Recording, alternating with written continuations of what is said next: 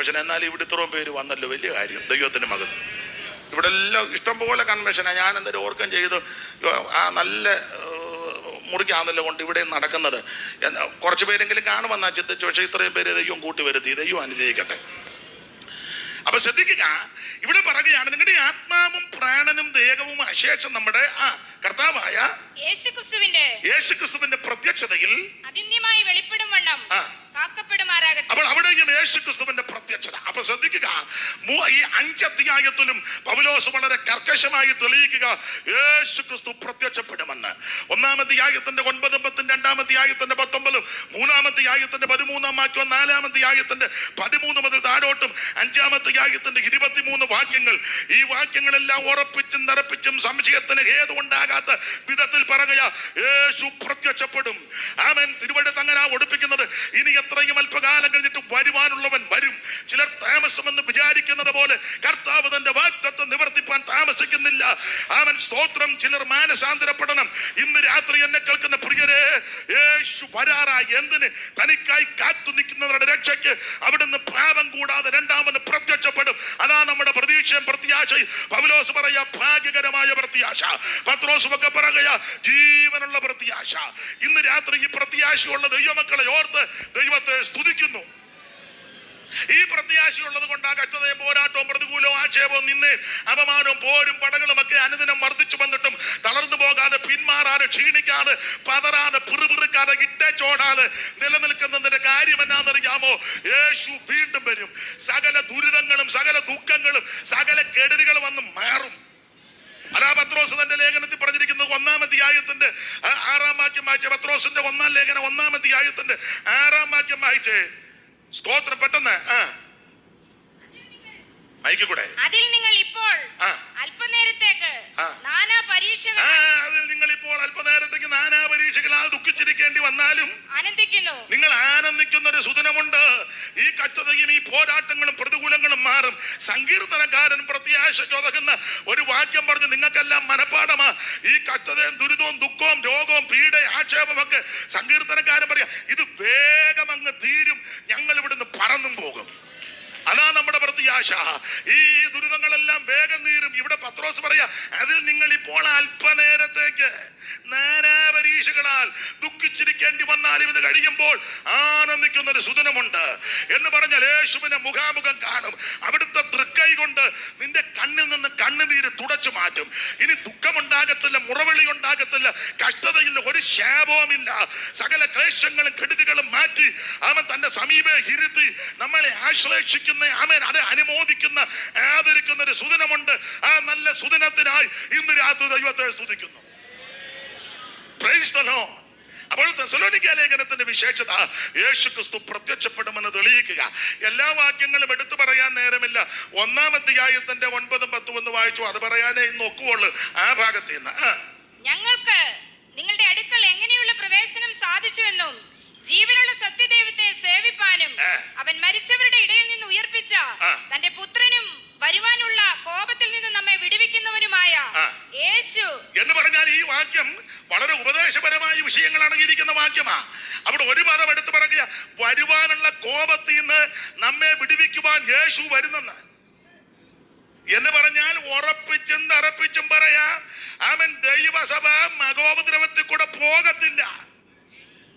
പോകുന്നെന്ന് പഠിപ്പിക്കുന്ന ആൾക്കാരുണ്ട്. ദൈവസഭ നിങ്ങളുടെ ഇരിപ്പ് കണ്ടിട്ട് നിങ്ങളും ആ പഠിത്തമാണോ? അല്ല, മിണ്ടാതിരിക്കുന്നു.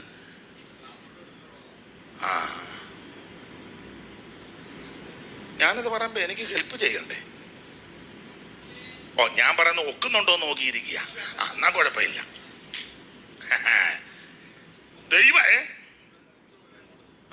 അത് തന്നെ ഞാനും പറയുന്നത്. ദൈവത്തിന്റെ സഭ മഹോദരവത്തിൽ കൂടെ പോകത്തില്ല. എന്നാൽ ദൈവസഭ ഉപദ്രവങ്ങളിൽ കൂടെ പോകും. അത് സഭ തുടങ്ങിയ കാലം മുതലുണ്ടല്ലോ, അല്ലേ? സഭ ആരംഭിച്ച കാലം മുതലേ സഭയ്ക്ക് ഉപദ്രവങ്ങളാ. കല്ലേറും പട്ടിണിയും ഉപദ്രവവും ആക്ഷേപവും പീഡയും ഒക്കെ. അത് സഭ എടുക്കപ്പെടുന്നത് വരെ സഭയ്ക്ക് പീഡയുണ്ട്. പക്ഷേ വേദപുസ്തകത്തിലെ മഹോപദ്രവം ഉണ്ടല്ലോ, ഒരു 7 വർഷം 3.5 പകുത്ത് വെച്ചിട്ടല്ലോ. കാലം, അരക്കാലം, ഇരുകാലം, ഒരു കാലം. കാലങ്ങൾ കാലാംശം, ആ കണക്കുണ്ടല്ലോ, ആ കണക്കിനകത്തൂടെ അവൻ ദൈവസഭ പോകത്തില്ല. മഹാവീടക്കകത്തൂടെ സഭയെ വിട്ടേച്ച് അവൻ സ്വീകരിക്കുന്ന കർത്താവല്ല. അവൻ ക്രോധം കടന്നു പോകണം നിന്നെ ഒളിപ്പിക്കുന്ന ഒരു ദൈവമുണ്ട്. ഇയോടെ ഈ വെള്ളപ്പൊക്കം ഉണ്ടായപ്പോ നിഴലല്ലയോ, വെള്ളപ്പൊക്കം ഉണ്ടായി മുഴുവനും ചത്തുമലച്ചപ്പോ 8 എണ്ണത്തിന് പെട്ടകത്തിൽ ഒളിപ്പിച്ചെന്ന്.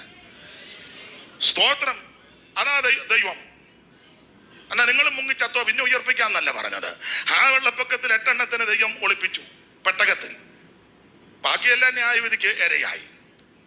സോദോമിൽ തീയിറങ്ങിയപ്പോഴും അവൻ ദൈവം ഒളിപ്പിക്കേണ്ടതിനെ ഗുഹയ്ക്കകത്തുകൊണ്ട് ഒളിപ്പിച്ചു. ദൈവം ഒളിപ്പിച്ചല്ല, അപ്പൻ ചാടി അങ്ങോട്ട് കൂടി കയറിയതാ. പുള്ളിക്ക് അങ്ങ് വരെ ഓടാൻ വയ്യ. തള്ള അവിടെ ഇപ്പോഴും നിൽക്കുന്ന പോയിച്ച് വന്നവര് കണ്ടേച്ച് പറഞ്ഞു, എനിക്കറിയത്തില്ല, ഞാൻ കണ്ടില്ല.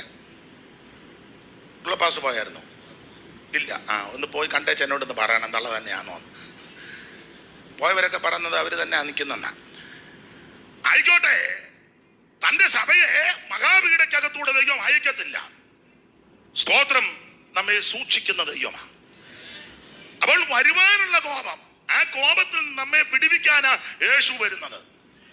അവിടെ 9-ാം വാക്യം പറയുകയാ, ഞങ്ങൾക്ക് നിങ്ങളുടെ അടുക്കൽ എങ്ങനെയുള്ള പ്രവേശനം സാധിച്ചു എന്ന് പറഞ്ഞാൽ പൗലോസ് തെസ്സലോനിക്കയിൽ വന്നത് എങ്ങനെയാന്ന് ആ ചോദ്യത്തിന്റെ ഒരർത്ഥം.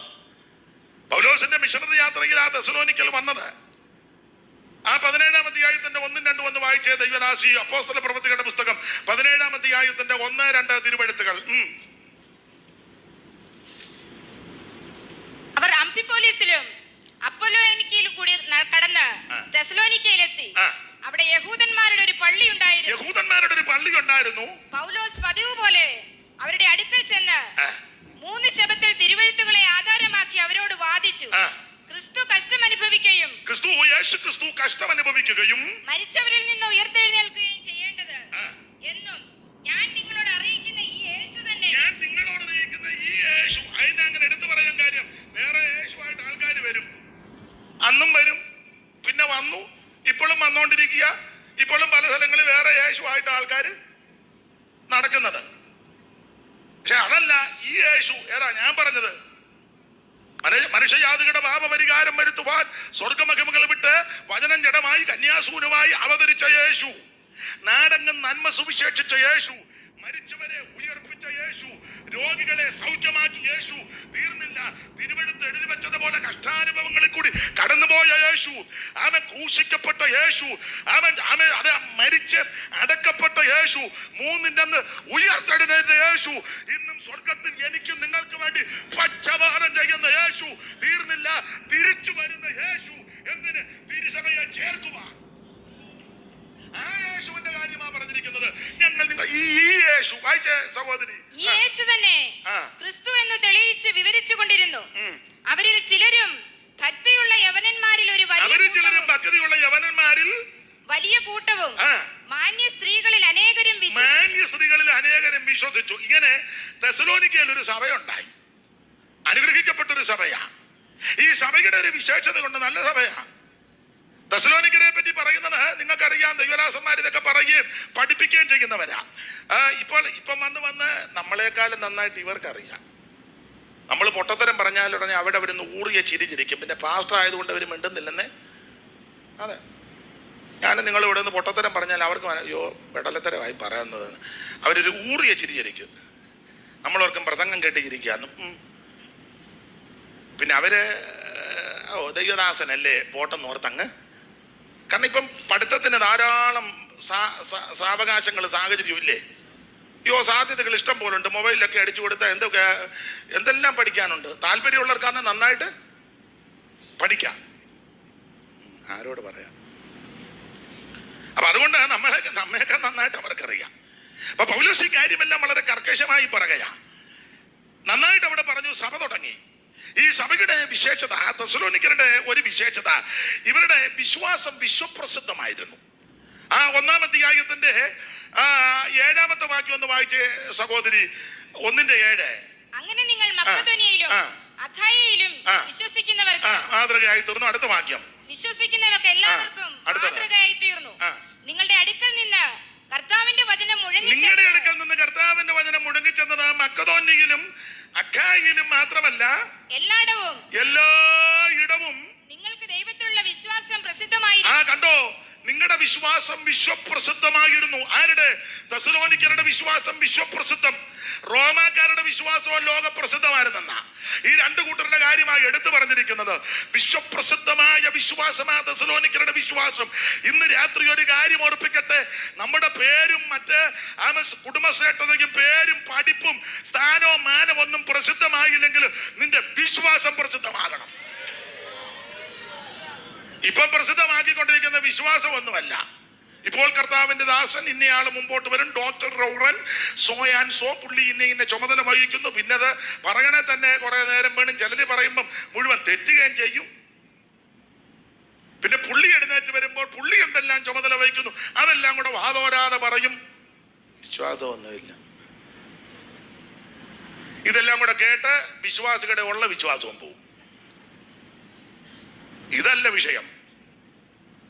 നമ്മുടെ കുടുംബശ്രേഷ്ഠതയോ കുടുംബ മഹിമയോ വിദ്യാഭ്യാസത്തിന്റെ മെച്ചമോ, അത് തെറ്റാന്നല്ല, വിദ്യാഭ്യാസം നല്ലതാ. നമ്മുടെ വീര സാഹസിക കഥകളും മുൻകാലത്ത് ചെയ്ത കാര്യങ്ങളൊന്നുമല്ല. നമ്മുടെ വിശ്വാസം വിശ്വപ്രസിദ്ധമാകണം. നിന്റെ വിശ്വാസം വിശ്വപ്രസിദ്ധമാകണം.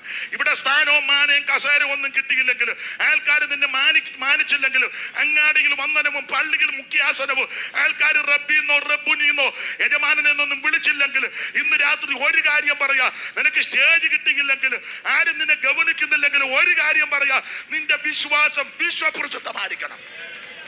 അങ്ങനെയാണല്ലോ പുസ്തകത്തിൽ വിശ്വാസത്താൽ രാജ്യങ്ങളെ അടക്കി, വിശ്വാസത്താൽ നീതി നടത്തി, വിശ്വാസത്താൽ മരിച്ചവരെ തിരികെ കിട്ടി, വിശ്വാസത്താൽ വാഗ്ദത്തങ്ങളെ പ്രാപിച്ചു, വിശ്വാസത്താൽ സിംഹത്തിന്റെ വായടച്ചു, വിശ്വാസത്താൽ തീയുടെ ബലത്തേക്കെടുത്തി.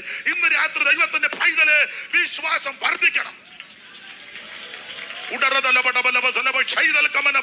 ഇന്ന് രാത്രി അവിശ്വാസം എന്നത് ഉത്തരഹൃദയത്തെ ശാസിച്ച് ഈ രാത്രി നിന്റെ വിശ്വാസം വർദ്ധിക്കണം. യേശു നിന്നെ വിടുവിക്കും, യേശു നിന്നെ സൗഖ്യമാക്കും, നിന്റെ പ്രശ്നങ്ങൾക്ക് പരിഹാരം തരുവാൻ യേശു മതിയായവനാ. ഇന്ന് രാത്രി നിന്നെ വിടുവിക്കുവാൻ കഴിവുള്ള നസറായൻ ഈ രാത്രി നടകൊണ്ടോണ്ടിരിക്കുക. നീ നിരാശയോടായിരിക്കും വന്നത്, തിരിച്ചു പോകുന്നത്. ഇന്ന് രാത്രി വിശ്വാസത്തിൽ ശക്തിപ്പെട്ടു വേണം. ദൈവത്തിന്റെ മഹത്വം, ദൈവത്തിന്റെ മഹത്വം, ദൈവത്തിന്റെ മഹത്വം, ദൈവത്തിന്റെ മഹത്വം, ദൈവത്തിന്റെ മഹത്വം, ദൈവത്തിന്റെ മഹത്വം, ദൈവത്തിന്റെ മഹത്വം, ദൈവത്തിന്റെ മഹത്വം, ദൈവത്തിന്റെ മഹത്വം, ദൈവത്തിന്റെ മഹത്വം, ദൈവത്തിന്റെ മഹത്വം. ഹല്ലേലൂയ. അപ്പൊ ഒന്ന്, ഇവരുടെ വിശ്വാസം വിശ്വപ്രസിദ്ധമാണ്. ഈ പെന്തിക്കോസ് വളർന്നിട്ടുണ്ടെങ്കിൽ, കുറെയൊക്കെ വളർന്നില്ലെന്നൊന്നും പറയാൻ ഒക്കത്തില്ല. കേരളത്തില് പണത്തിന്റെ മുഷ്കു കൊണ്ടോ, പൊളിറ്റിക്കൽ ബലം കൊണ്ടോ, സാമുദായിക ബലം കൊണ്ടോ, കായബലം കൊണ്ടോ, കുടുംബശ്രേഷ്ഠത കൊണ്ടോ, പ്രസംഗത്തിന്റെ മെച്ചം കൊണ്ട് വളർന്നതല്ല, വിശ്വാസം കൊണ്ട് വളർന്നതാണ്. Praise the Lord. പേരും പ്രശസ്തിയൊന്നുമില്ലെങ്കിലും വിശ്വാസമുള്ള മാലാക്കളും പിതാക്കന്മാരും ഉണ്ടായിരുന്നു. അവർ വിശ്വാസത്തോടെ ദേശത്തെ കൈവശമാക്കി പ്രാർത്ഥിച്ചു. അവർ വിശ്വാസത്തോടെ ഓരോ വീട്ടിൽ കയറി കാല് ചവിട്ടി, വിശ്വാസത്തോടെ ഓരോരുത്തരെ ചൂണ്ടി പ്രാർത്ഥിച്ചു, വിശ്വാസത്താൽ ദേശത്തെ കൈയടക്കി. ഇന്ന് രാത്രി ദൈവത്തിന്റെ പൈതല്, നിന്റെ വിശ്വാസം വർദ്ധിക്കണം. Praise the Lord. പണ്ടത്തെ പെന്തിക്കോസ് എനിക്കെല്ലാം അറിയത്തില്ലെങ്കിലും നിങ്ങൾ കുറച്ചുകൂടെ അറിവും അനുഭവമുള്ളവരാ. പണ്ടത്തെ പെന്തിക്കോസ് ഞാൻ പറയും, മെഡിക്കൽ കോളേജിന്റെ തള്ളിയ കേസ് പെന്തിക്കോസ് ആരാധന വന്നാ വിടുതല. അവിടുന്ന് ഉപേക്ഷിച്ചതാ. അവർ പറഞ്ഞു നീ വീട്ടിൽ കൊണ്ടുപോകുക എന്ന് പറഞ്ഞ ചാകാറായി. ഒരു ചെറിയ അനക്കം അറ്റ കഴിക്ക നമ്മുടെ യോഗത്തിന് കൊണ്ടുവന്നേ. തിയോളജി ഒന്നും പഴയ അമ്മമാർക്കൊന്നും അറിയത്തില്ല, ന്യൂമറ്റോളജിയും ആന്ത്രോപോളജിയും ഒന്നും അറിയത്തില്ല. പക്ഷെ അമ്മയ്ക്ക് നല്ല വിശ്വാസം ഉണ്ടായിരുന്നു. ഇതിപ്പോ അന്ന് തിയോളജി മുഴുവൻ അങ്ങോട്ട് കയറി തിയോളജിയുടെ എല്ലാം വശങ്ങൾ പഠിച്ച് ഇപ്പൊ തന്നെ തിയോളജി വന്നിപ്പം ദൈവം ഉണ്ടോന്ന് തന്നെ വിഷയം എന്നതാ. തിയോളജി എടുക്കാൻ വരുന്ന പുള്ളിക്ക് തന്നെ സ്തോത്രം. പഴയ അപ്പച്ചന്മാർക്കും അമ്മച്ചിമാർക്കും തിയോളജി ഒന്നും അങ്ങനെ അറിയത്തില്ലെങ്കിലും നല്ല വിശ്വാസമാണ്. ദൈവം ഉണ്ടെന്നും, ദൈവത്തിന്റെ അടുക്കൽ വരുന്നവൻ ദൈവം ഉണ്ടെന്നും, തന്നെ സേവിക്കുന്നവൻ അനുസരിക്കുന്നവനെ വിടുവിക്കുമെന്ന് വിശ്വസിക്കണം. വിശ്വസിക്കുന്നവരാൽ ഈ അടയാളങ്ങൾ നടക്കും. അവർ എന്റെ നാമത്തിൽ ഭൂതങ്ങളെ പുറത്താക്കും. രോഗികളുടെ മേൽ കൈവച്ച സൗഖ്യം വരും. മരണകരമായത് കുടിച്ചാലും കടിച്ചാലും ഹാനി വരികയില്ല. വിശ്വാസത്താൽ അവർ അത്ഭുതങ്ങൾ ചെയ്യും. ഇത് വിശ്വാസവേലയാ. Praise the Lord. അപ്പോൾ ഇവരുടെ, ഞാൻ അധികം വിസ്തരിക്കുന്നില്ല, ഇവരുടെ വിശ്വാസം വിശ്വപ്രസിദ്ധമാണ്. എന്നെ കേൾക്കുന്ന ബഹുമാന്യ കർത്തദാസന്മാരോട് പറയാ, നമ്മളെ പറ്റി മറ്റു കാര്യങ്ങളൊന്നും സ്ഥാനോ മാനോ ഒന്നും കിട്ടിയില്ലെങ്കിൽ നമ്മുടെ വിശ്വാസം വലുതായിരിക്കണം. Praise the Lord. അപ്പൊ തെസ്സലോനിക്കരുടെ വിശ്വാസം വിശ്വപ്രസിദ്ധം മാത്രമല്ല, ഇവരെല്ലാവർക്കും മാതൃകാ വിശ്വാസികളായിരുന്നു. അതിലെ 7-ാം വാക്യം ഒന്നുകൂടെ വായിച്ചേ. അങ്ങനെ നിങ്ങൾ മക്കദോനിയയിലും അഖായയിലും വിശ്വസിക്കുന്നവർക്ക് എല്ലാവർക്കും മാതൃകയായി, എല്ലാവർക്കും മാതൃകാ വിശ്വാസികളാണ്. എന്തുവാ ഇവരുടെ മാതൃക? ആ 9-10 വാക്യം പഠിച്ചാൽ ഇവര് വേർപാട് പാലിച്ചവരാ. അവിടെ ഒരു പദമുണ്ട്, നിങ്ങൾ വിഗ്രഹങ്ങളെ വിട്ട് ദൈവത്തിലേക്ക് വന്നെന്നൊരു പദമുണ്ടല്ലോ. ദൈവദാസി വായിച്ചേ. എങ്ങനെയുള്ള പ്രവേശനം സാധിച്ചുവെന്നും ജീവനുള്ള സത്യദൈവത്തെ സേവിപ്പാനും അവൻ മരിച്ചവരുടെ ഇടയിൽ നിന്ന് ഉയർപ്പിച്ച തന്റെ പുത്രനും വരുവാനുള്ള കോപത്തിൽ നിന്ന് നമ്മെ വിടുവിക്കുന്നവരുമായ യേശു സ്വർഗത്തിൽ നിന്ന് വരുവാനുള്ള കോപത്തിൽ നിന്ന് നമ്മളെ വിടുവിക്കുന്നവനുമായ യേശു സ്വർഗത്തിൽ നിന്ന് വരുന്നത് കാത്തിരിപ്പാനും. അടുത്തത്, നിങ്ങൾ വിഗ്രഹങ്ങളെ വിട്ട് ദൈവത്തിങ്കലേക്ക് എങ്ങനെ തിരിഞ്ഞു വന്നു. ഒറ്റ വാക്കി പറഞ്ഞാൽ, ഈ വാക്യം ചേർത്തൊന്ന് പഠിച്ചാൽ ഒറ്റ വാക്കിൽ മനസ്സിലാകുന്ന ഭാഷ പറഞ്ഞാൽ ഇവര് വേർപാട് പാലിച്ചവരാ. ഒന്ന്, ഇവരുടെ വിശ്വാസം വിശ്വപ്രസിദ്ധം. 2, ഇവര് മാതൃകാ വിശ്വാസി. എന്തുവാ ഇവരുടെ മാതൃക? ഒരു മാതൃക, ഇവര് വേർപാട് പാലിക്കുന്നവരാ. എന്ന് പറഞ്ഞാൽ നേരത്തെ ആചരിച്ച് സേവിച്ച് സ്നേഹിച്ച് ഭജിച്ച് പൂജിച്ച് അവൻ പിൻഗമിച്ചതിനെല്ലാം വിട്ടു. ആ വിഗ്രഹങ്ങളെ വിട്ടു. വേദപുസ്തകത്തിന്റെ വെളിച്ചത്തിൽ പറയാ, നിനക്ക് വേണ്ടി രക്തം ചിന്തി നിന്നെ വീണ്ടെടുത്ത് നിന്നെ രക്ഷിച്ച് നിന്നെ വിടുവിച്ച യേശുവിനേക്കാൾ ഉപരി നീ എന്തിന് പ്രാധാന്യം കൊടുത്തു? അത് മുഴുവൻ വിഗ്രഹമാണ്. അത് ഭാര്യയാന്നേലും ഭർത്താവാന്നേലും മക്കളാന്നേലും വണ്ടിയാന്നേലും വീടാന്നേലും ജോലിയാന്നേലും വസ്തുവാന്നേലും എന്ത് വിഷയമാന്നേലും നിനക്ക് വേണ്ടി രക്തം ചിന്തി വീണ്ടെടുത്ത് നിന്നെ രക്ഷിച്ച യേശുവിനേക്കാൾ ഉപരി എന്തിനെങ്കിലും ഞാനും നിങ്ങളും പ്രാധാന്യം കൊടുക്കുന്നെങ്കിൽ വേദപുസ്തകത്തിന്റെ വെളിച്ചത്തിൽ അത് വിഗ്രഹമാണ്. ചില വർഷങ്ങൾക്ക് മുമ്പ് ഇതിനടുത്ത ഞാന് ഒരു വീട്ടിൽ ചെന്നു അദ്ദേഹത്തെ കാണാൻ. അപ്പോൾ ഞങ്ങള് സംസാരിച്ചു. ഓപ്പണായിട്ട് അങ്ങ് പറയാം, ചക്ക കായ്ച്ചു വരുന്ന സമയമാണ്. അപ്പൊ ഞാന് മേളത്തെ വീട്ടിലായി ഇദ്ദേഹം, താഴത്തെ വീട്ടിൽ അദ്ദേഹത്തിന്റെ അളിയനാണ്. അപ്പൊ ഞാൻ മേളത്തെ വീട്ടിൽ നിന്ന് ഇദ്ദേഹത്തോട് പറഞ്ഞു, അച്ചായ, പേരൊന്നും ഞാൻ പറയുന്നില്ല, താഴെ ചക്കയുണ്ടല്ലോ. ഉടനെ എടുത്ത വായോട്, ആ ചക്കയുണ്ട്, ആരിടാൻ ആര് വേവിക്കാനാ? ഞാൻ ചോദിച്ചെന്നാ? അയ്യോ, താഴെ ഒരു വിഗ്രഹത്തെ കൊണ്ടുവന്ന് വെച്ചിട്ടുണ്ടെന്ന്. അപ്പൊ എനിക്ക് മനസ്സിലായില്ല തന്നെ. അപ്പം പിന്നീട് പറഞ്ഞു, ആ താഴത്തെ വീട്ടിലെ അച്ചായന്റെ മകളുടെ കൊച്ചിനെ അവിടെ കൊണ്ടുവന്നു. ഈ കൊച്ചുള്ളത് കൊണ്ട് എപ്പോഴും കൊച്ചിനെ അങ്ങ് നാടൻ ഭാഷ പറഞ്ഞ് കൊച്ചിനെ പൂജിക്കുക. ഈ മനുഷ്യനൊരു ചക്ക ഇട്ട് കൊടുക്കുവോ? അത് അടത്തിപ്പെറുക്കി വേവിച്ചു കൊടുക്കും. പുള്ളിക്ക് ആഗ്രഹം കൊണ്ടൊരു ചക്ക വേവിച്ച് കഴിച്ചാൽ കൊള്ളാന്ന്, കിട്ടുന്നില്ല. അപ്പൊ അതിന്റെ അരിശവും കൂടെ തീർത്താ പുള്ളി പറഞ്ഞത്. ആ ചക്കയൊക്കെ ഇഷ്ടം കൊണ്ട് എന്നാ ചെയ്യാൻ, താഴെ ഒരു വിഗ്രഹത്തെ കൊണ്ടുവച്ചിട്ടുണ്ടെന്ന്. പൊടിക്കുഞ്ഞിന്റെ കാര്യാ പറഞ്ഞ്. നമുക്ക് ആ വിഷയം വിടാം. അപ്പൊ പുള്ളിയുടെ രീതിയില് മറ്റൊരു കാര്യവും ശ്രദ്ധിക്കുന്നില്ല. കൊച്ചാണ് കുഞ്ഞിനെ ശുശ്രൂഷിക്കരുതെന്നോ കുഞ്ഞിനെ വളർത്തരുതെന്നോ കുഞ്ഞിനെ പരിപാലിക്കരുതെന്നല്ല അതിന്റെ വാദം. അപ്പൊ ശ്രദ്ധിക്കുക, നമ്മൾ നമ്മുടെ കർത്താവിനേക്കാൾ ഉപരി എന്തിനെങ്കിലും പ്രാധാന്യം കൊടുത്താൽ അതും വിഗ്രഹമാണ്. ഈ തെസ്സലോനിക്കയിലെ വിശ്വാസികൾ സിംഹഭാഗവും ജാതീയ പശ്ചാത്തലത്തിൽ നിന്ന് ഈ മാർഗത്തിൽ വന്നവരാ. എന്നാൽ ഇവർ സത്യദൈവമായ ഏകദൈവമായ നിത്യദൈവമായ സാക്ഷാൽ ദൈവമായ ജീവനുള്ള ദൈവമായ യേശുവിനെ കണ്ടു കഴിഞ്ഞപ്പോൾ, യേശുവിനെ അറിഞ്ഞു കഴിഞ്ഞപ്പോൾ, യേശുവിനെ രുചിച്ചു കഴിഞ്ഞപ്പോൾ, നേരത്തെ സേവിച്ച് ഭജിച്ച് ആരാധിച്ച് അവൻ പിൻഗമിച്ചതിനെ മുഴുവൻ വിട്ടു. ഇത് വേർപാടാ. ഞാന് പെന്തിക്കോസുകാരോടൊരു കാര്യം പറയാം, കർക്കശമായ വേർപാട് പാലിക്കണം. ഇനി ഞാൻ പറയുന്ന പെന്തിക്കോസുകാരോടാ, മറ്റുള്ളവരെ ഉദ്ദേശിച്ചല്ല, തെറ്റിദ്ധരിക്കരുത്. പെന്തിക്കോസുകാരോടാ. പെന്തിക്കോസുകാര് നന്നായിട്ട് വേർപാട് പാലിക്കണം. മറ്റ് ആചാരങ്ങൾ, അനുഷ്ഠാനങ്ങള്, പാരമ്പര്യങ്ങൾ അതിന്റെ പുറകെ ഒന്നും പോകരുത്. പെന്തിക്കോസുകാര് ഇപ്പം വന്ന് പെന്തിക്കോസുകാര് പേപ്പറിൽ ചരമ വാർത്ത, പിന്നെ ഈ പിറ്റേ വർഷത്തെ അതിനെന്നാ പറഞ്ഞേ ഇല്ലല്ലോ, ഓർമ്മയുടെ അതിന് ചരമവാർഷികം, അതാ അഭിനയിച്ചാൻ പറഞ്ഞതാ ചരമവാർഷികം. പെന്തിക്കോസുകാർ വിടാതെ ഇന്ന് രാവിലെ ഞാൻ പേപ്പർ നോക്കിയപ്പോൾ സ്തോത്രം പെന്തിക്കോസുകാരാ, കാശുമൊക്കെ ഉള്ള പെന്തിക്കോസുകാരാ ചരമവാർഷികം ഇട്ടേക്കുന്നു. നമുക്ക് വേണ്ടപ്പെട്ടതാ, എന്നാ ചെയ്യാനാ? ബന്ധുക്കാർ ഇവിടെ വന്ന് ഇരിപ്പുണ്ട് താനും, പറഞ്ഞിട്ടൊന്നും വലിയ കാര്യമില്ല. പിന്നെ ഇച്ചോടെ നമ്മള് ഒരു ഈ പെയിന്റ് അടിച്ചാടുന്നത് സ്വർഗത്തിൽ 2-ാം വാർഷികം, ചരമദിനം. സ്വർഗത്തിൽ പോയോ? സ്വർഗത്തിൽ ഇങ്ങനെ വാർഷികം ഉണ്ടോ?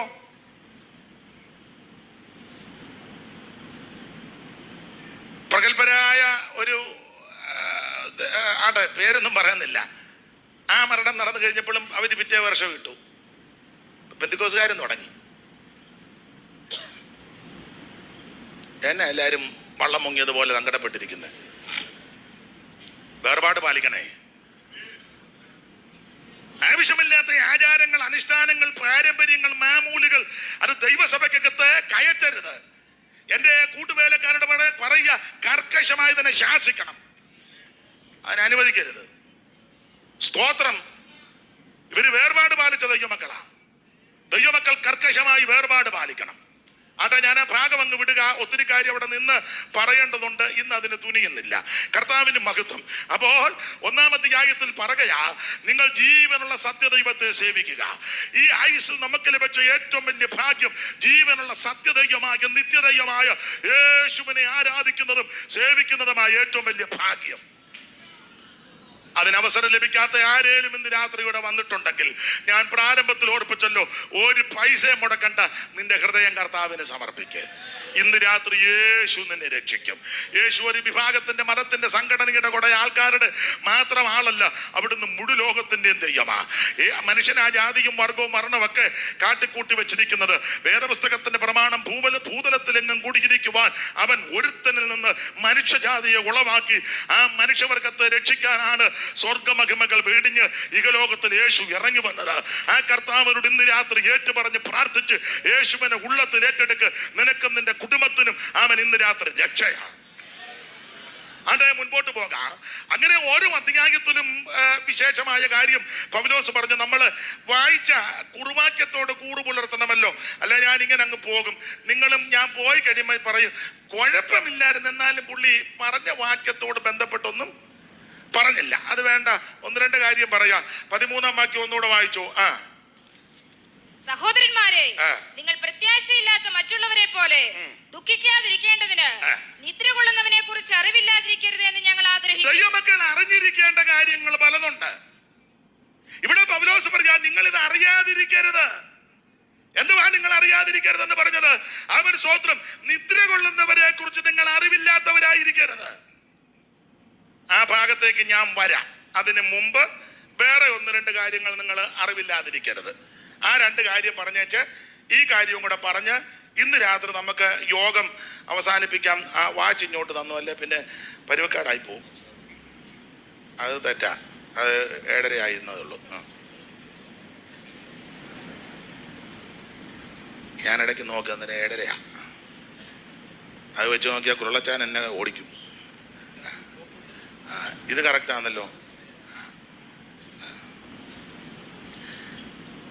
അപ്പോൾ തെസ്സലോനിക്ക ലേഖനം 4:13 പൗലോസ് പറയുക, നിദ്ര കൊള്ളുന്നവരെ കുറിച്ച്. എങ്ങനെ?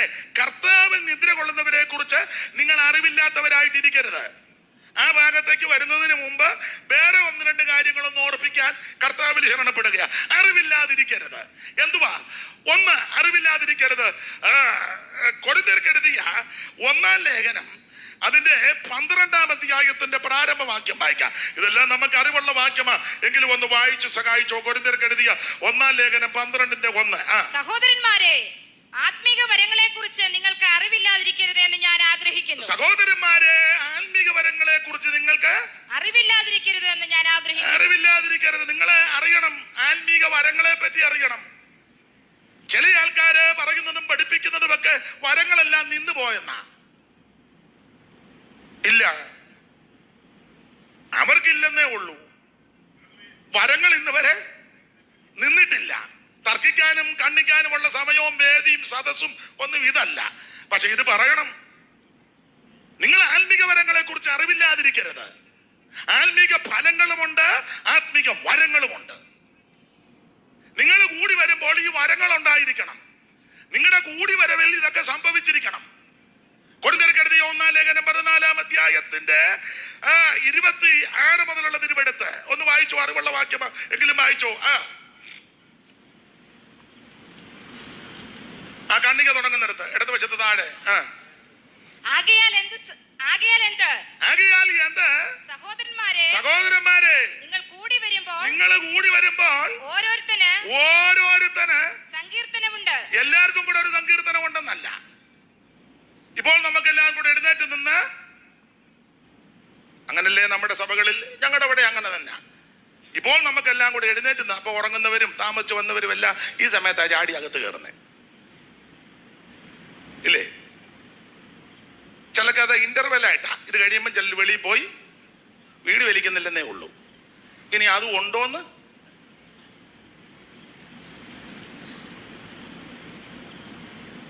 അപ്പൊ എന്തായാലും നിങ്ങൾക്ക് എല്ലാവർക്കും കൂടെ ഒരു സങ്കീർത്തനം വന്നല്ല, നിങ്ങൾക്ക് ഓരോരുത്തരും സങ്കീർത്തനം എന്ന് പറഞ്ഞാൽ ഞായറാഴ്ച സഭായോഗത്തിന് കൂടി വരുമ്പോൾ ഓരോരുത്തരും സങ്കീർത്തനത്തോടെ ദൈവത്തെ മഹത്വപ്പെടുത്തണം. ഒരാഴ്ച മുഴുവൻ ദൈവം നിന്നെ സൂക്ഷിച്ചു, ഒരാഴ്ച മുഴുവൻ ദൈവം നിന്നെ കാത്തു, ഒരാഴ്ച മുഴുവൻ ദൈവം നിന്നെ പരിപാലിച്ചു. നിന്നേക്കാൾ മിടുക്കന്മാര്, ഉന്നതന്മാര്, ശ്രേഷ്ഠന്മാര്, കഴിവുള്ളവരും മൺമറഞ്ഞ് മാറ്റപ്പെട്ടപ്പോൾ ദൈവം നിന്നെ കാലിനെ വീഴ്ചയിൽ നിന്നും പ്രാണനെ മരണത്തിൽ നിന്നും കണ്ണിനെ കണ്ണിൽ നിന്നും പിടിവിച്ച് അവൻ സൗഖ്യത്തോടെ ക്ഷേമത്തോടെ കൊണ്ടുവന്ന ദൈവത്തിന് നല്ല സന്തോഷത്തോടെ സങ്കീർത്തനം ചൊല്ലണം. Praise the Lord. നിങ്ങൾ കൂടി വരുമ്പോൾ ഇതുകൊണ്ടായിരിക്കണം സങ്കീർത്തനം. പിന്നെ ഉപദേശമുണ്ട്. ഉപദേശം പറയണം. ഞാൻ പറയാറുണ്ട്, വെളിയിൽ സുവിശേഷം പറയണം. ഏതാ? രക്ഷിക്കപ്പെടാത്തവരുടെ ഇടയിൽ സുവിശേഷം പറയണം. യേശുക്രിസ്തു രക്ഷകൻ, യേശുക്രിസ്തുവിൽ കൂടി മാത്രം രക്ഷ, മറ്റൊരുത്തലും രക്ഷയില്ല. അത് പുറത്ത് ആ സുവിശേഷം കേട്ട് അകത്ത് വന്നു കഴിയുമ്പോൾ പിന്നെ അകത്ത് സുവിശേഷമല്ല പറയേണ്ടത്, അകത്ത് ഉപദേശം പറയണം. അങ്ങനെയാണ് കേൾക്കുന്നത്. ഉപദേശമുണ്ട്. ഉപദേശം ഉണ്ടെന്നും പറഞ്ഞിരുന്നാ പോരാ, പറയുകയും ചെയ്യണം. ഞങ്ങളുടെ ഒരാള് പറഞ്ഞു, അച്ചായ അവിടെ ദുരുപദേശമാണ്. അപ്പൊ പുള്ളി പറഞ്ഞു, എന്നാ നീ ഉപദേശം എന്ന് പറഞ്ഞു. അവൻ ദുരുപദേശം പറയാനെന്നാ നീ പറയാനേ, ആയിക്കോട്ടെ, നീ എന്നാ ഉപദേശം എന്ന് പറ. അതുകൊണ്ട് അവൻ അറിയേയില്ല. അവൻ തന്നെ ഒരിക്കൽ പ്രസംഗിച്ചപ്പോൾ പുള്ളി യുക്തിക്ക് മറുപടി കൊടുക്കുന്ന ആളാ. പുള്ളിയുണ്ട്. അവൻ പറഞ്ഞു, ദൈവത്തിന് ആവരണം ഒന്നും വലിയ വിഷയമല്ലെന്ന്. ഉടനെ പുള്ളി പറഞ്ഞു, എന്നാ പുള്ളിക്ക് വിഷയമുള്ള 3-4 കേസ് പറ. ന്യായമല്ലേ? പറഞ്ഞുകൂടെ, ഉപദേശം പറയണ്ടേ? പ്രധാനപ്പെട്ട ഉപദേശമായി രക്ഷിക്കപ്പെടണം. 2, വെള്ളത്തിൽ മുങ്ങി സ്നാനപ്പെടണം. അത് പിതാവിന്റെയും പുത്രന്റെയും പരിശുദ്ധാത്മാവിന്റെ നാമത്തിൽ. അത് ഉപദേശമാണ്. 3, ആത്മാഭിഷേകം പ്രാപിക്കണം. ഇത് ആരുടെയും കുത്തകയല്ല, ദൈവത്തിന്റെ ദാനമാ. നിന്നെന്ന് ചിലര് പറയുന്നത് തർക്കിക്കുവൊന്നും വേണ്ട, നമുക്ക് അവർക്ക് വേണ്ടി പ്രാർത്ഥിക്കാം. ഇത് ആരുടെയും സ്വന്തമല്ല, ദൈവത്തിന്റെ ദാനമാ. ആഗ്രഹിക്കുന്ന ആത്മാക്കളെ ദൈവം തൃപ്തിപ്പെടുത്തും. ദൈവത്തിന്റെ നദിയിൽ വെള്ളം നിറഞ്ഞിരിക്കുന്നു.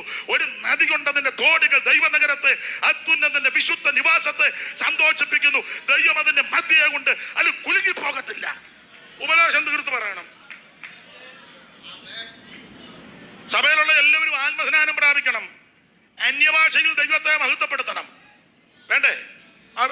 ഉപദേശം അതല്ലേ? സ്തോത്രം. ഒരിക്കലൊരു തള്ള പറഞ്ഞു, അന്യോട് പറഞ്ഞു, അന്യഭാഷ മനസ്സിലാകുന്നത്. ഞാൻ പറഞ്ഞു, തള്ള നിങ്ങളോടല്ല പറഞ്ഞേ, അന്യഭാഷയിൽ പറയുന്നവൻ തള്ളയോടത്രേ, അല്ല ദൈവത്തോടാ. തള്ളക്ക് ഇതെല്ലാം മനസ്സിലാണോന്ന്? അവൻ ആത്മാവിൽ മർമ്മങ്ങളെ സംസാരിക്കുക, വേറെ ആരുമായിട്ട് അറിയത്തുമില്ല. സ്തോത്രം. അത് ദൈവത്തോടാ. ഇത് തർക്കിക്കാനുള്ള സ്ഥലമല്ല, തർക്കിക്കാൻ വേണ്ടി പറഞ്ഞതുമല്ല, വാദിക്കാനും പറഞ്ഞതല്ല, മറ്റൊരാളെ കൊച്ചാക്കാനും പറഞ്ഞതല്ല. നീ ആഗ്രഹിക്ക്, നിന്നെയും ദൈവം നിറയ്ക്കും. ഇതാരുടെയും സ്വന്തമല്ല, ദൈവത്തിന്റെ ദാനമാ. ഇന്ന് രാത്രി ആത്മാർത്ഥതയോടെ ആഗ്രഹത്തോടെ ദൈവത്തോട് പ്രാർത്ഥിക്ക്. ദൈവം തന്റെ പരിശുദ്ധാത്മാവിന്റെ ശക്തിയാൽ നിന്നായി നിറയ്ക്കുമെന്ന്. ഞാനൊരു കാര്യം ദൈവമക്കളോട് പറയാം, ഞാൻ പ്രസംഗിക്കുന്നിടത്തെല്ലാം പറയാം, എടാ, ആത്മാവിൽ നിറഞ്ഞ് അന്യഭാഷ പറഞ്ഞ് ആരാധിച്ച് വിടുതൽ അനുഭവിച്ചവരാ ഇതിനകത്തിരിക്കുന്ന സിംഹഭാഗം ആൾക്കാരും. പോരാട്ടങ്ങളും ആഭിചാരങ്ങളും ക്ഷുദ്രങ്ങളും മന്ത്രങ്ങളും തന്ത്രങ്ങളുമുള്ള പല കുടുംബങ്ങളിലും പല പ്രശ്നങ്ങളിലും നമ്മൾ ചെന്നപ്പോൾ അവിടെല്ലാം നമുക്ക് ജയം പകർന്നത് ആത്മാവിൽ ആരാധിച്ച് വിടുതലെടുത്തതാ. അന്ധകാരത്തിന്റെ കെട്ടുകളുള്ള കുടുംബങ്ങൾ, സാത്താന്യ ബന്ധനത്തിൽ കിടന്ന വ്യക്തികൾ, എത്ര കുടുംബങ്ങൾ, എത്ര പൈശാചിക ബന്ധനങ്ങൾ. ആമേൻ. മുഴങ്കാലിന്മേലിരുന്ന് ആത്മാവിൽ നിറഞ്ഞ് അന്യഭാഷ പറഞ്ഞ് ദൈവത്തെ ആരാധിച്ചപ്പോൾ എത്ര കുടുംബങ്ങൾ വിടുതൽ പ്രാപിച്ചു, എത്ര കെട്ടുകൾ പൊട്ടി, ഭൂതങ്ങൾ വിട്ടുമാറി, ജനം വിടുതൽ പ്രാപിച്ചു. ഇന്ന് രാത്രി ഇത് അനുഭവിച്ച ദൈവമക്കളെ ഓർത്ത് ദൈവത്തെ സ്തുതിക്കുക. നമ്മുടെ പോരിന്റെ ആയുധം ജഡീകമല്ല, കോട്ടകളെ ഇടിക്കുന്ന ദൈവശക്തിയാ. അവയാ ഞങ്ങൾ സങ്കല്പങ്ങളും വിചാരങ്ങളും ക്രിസ്തുവിന്റെ പരിജ്ഞാനത്തിന് വിരോധമായി പൊങ്ങി വരുന്ന ഉയർച്ചകളെ പിടിച്ചടക്കും. Hallelujah, hallelujah. ഞാനൊരു കാര്യം പറയാ, നിങ്ങളെ ഇണങ്ങിയാലും പിണങ്ങിയാലും, എടാ, അഭിഷേകം പ്രാപിക്കാത്തവന് ഒരു സ്ഥാനവും കൊടുക്കരുത്. സഭയ്ക്കകത്ത് അഭിഷേകം പ്രാപിക്കാത്തവനെ സെക്രട്ടറി ആക്കരുത്. സെക്രട്ടറി അഭിഷേകം പ്രാപിക്കണം. അല്ല, 2 പേനായി ഒരു ബുക്കുമായിട്ട് കോഴിപിടുത്തക്കാരൻ വരുമ്പോലെ വരരുത് ഞായറാഴ്ച. ഇത് തീർത്ത് പറയണം, പറയണ്ടേ? പിന്നെ നമ്മൾ പറയാതെ പിന്നെ ഗുരുവായൂരിലെ മേശാന്തി വന്ന് പറയുമോ? നമ്മൾ പറയണം.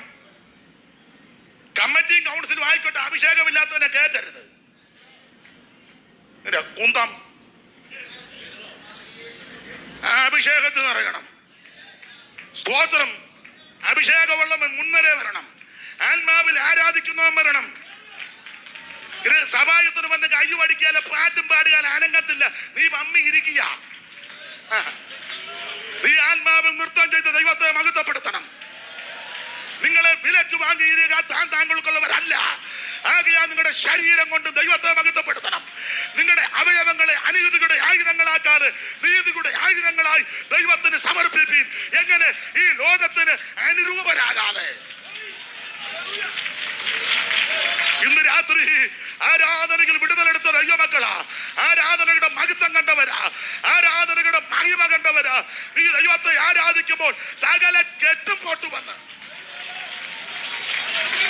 പുഷ്ടി നിമിത്തം മുഖം തകരും. പുഷ്ടി നിമിത്തം മുഖം തകരും. സാത്താൻ കെട്ടിവച്ചിരിക്കുന്ന മുഖത്തെ അടിക്കുന്ന ആത്മാവിന്റെ വ്യാപാര ശക്തി.